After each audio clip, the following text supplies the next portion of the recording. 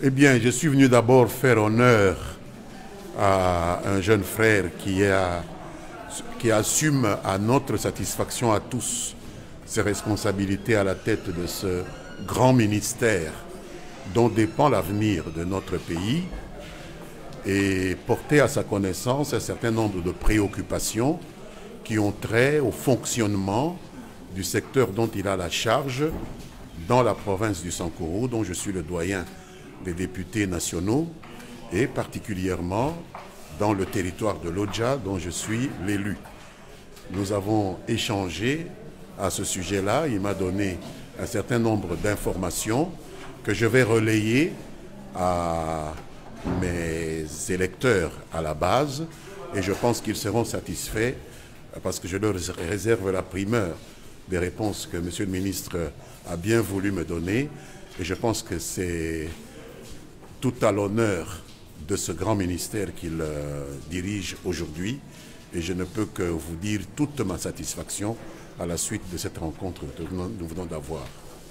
Si j'ai commencé par dire que je faisais honneur au travail du ministre Tony Mwaba, c'est parce qu'il est celui qui a mis ce programme en marche. Ce programme, nous l'avons élaboré depuis plusieurs années.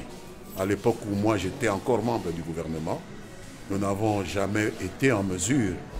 de le mettre en œuvre.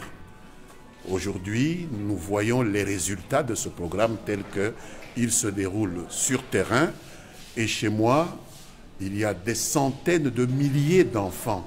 qui, sans ce programme de gratuité de l'enseignement fondamental, seraient aujourd'hui en train de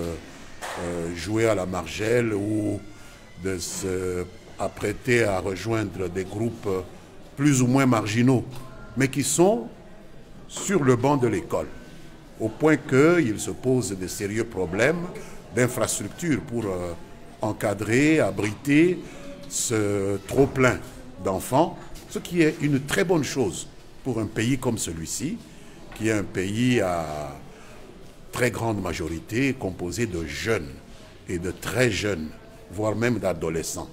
Et donc c'est un satisfecit que je voudrais exprimer ici au ministre Tony Mwaba et à toute son équipe pour la mise en œuvre sans coup férir de ce programme que le président Tshisekedi a eu le courage d'élaborer, de mettre le pied à l'étrier, parce que ça existe dans la loi, ça existe dans la Constitution, mais jamais personne n'en a pensé à lui donner corps, comme le président l'a fait et comme lui est occupé à le réaliser concrètement dans les 26 provinces qui composent notre pays.